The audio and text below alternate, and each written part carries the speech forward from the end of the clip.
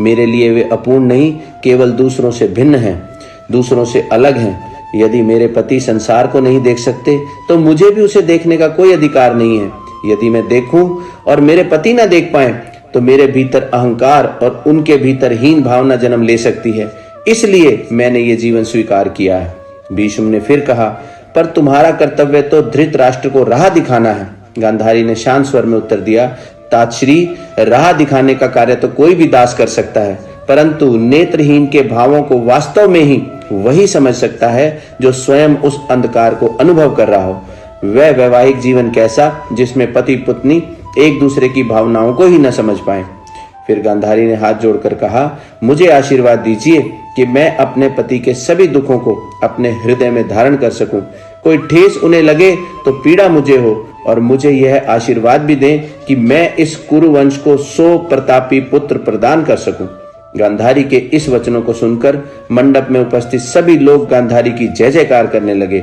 उनके त्याग की भावना देखकर सभी जय जयकार करने लगे। कृपाचार्य कुछ क्षण बाद गंभीर स्वर होकर बोले, यह वास्तव में बड़ी विकट परिस्थिति है। गांधार कुमारी गांधारी का यह कार्य न तो शास्त्रों के अनुसार है और न ही परंपरा के विरुद्ध।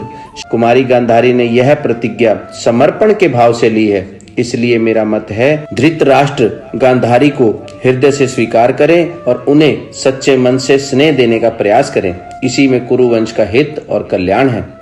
राजगुरु की बात सबने स्वीकार करते हुए धृतराष्ट्र व गांधारी का विवाह संपन्न हो गया। निष्कर्ष व सीख, ये था युद्ध का छठा कारण, गलत निर्णय। जीवन का हर पल निर्णय का ही तो पल होता है। हर एक कदम पर हमें अगले कदम का निर्णय करना ही पड़ता है, और जो भी निर्णय हम लेते हैं वह अपने पीछे एक छाप छोड़ जाता है। आज के हमारे फैसले ही भविष्य में सुख और दुख का निर्माण करते हैं। जब कोई फैसला लेने में हमें दुविधा आती है तो मन विचलित हो जाता है। अब हम फैसला दुविधा का समाधान करने के लिए नहीं ले रहे होते, बल्कि अपने मन को शांत करने के लिए ले रहे होते हैं। जैसा गांधारी ने किया, मन को शांत करने के लिए आंखों पर पट्टी बांधी। अगर शांत मन होता तो अपनी आंखों से पति को संसार दिखाती, सभासदों के मन में भाव पढ़कर अपने पति को बताती।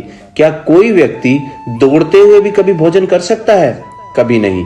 ठीक उसी प्रकार जो मन युद्ध में उलझा हुआ हो, मन में द्वंद्व चल रहा हो, जो भीतर से विचलित हो, क्या वह सही निर्णय ले सकता है? बिल्कुल नहीं। इसलिए जीवन में निर्णय हमेशा शांत मन से लेने चाहिए, मन को शांत करने के लिए नहीं। जब मन को ही शांत करने के लिए जल्दबाजी में निर्णय लिया जाता है तो वह निर्णय अक्सर भविष्य में दुख का कारण बन जाता है। लेकिन जब कोई व्यक्ति शांत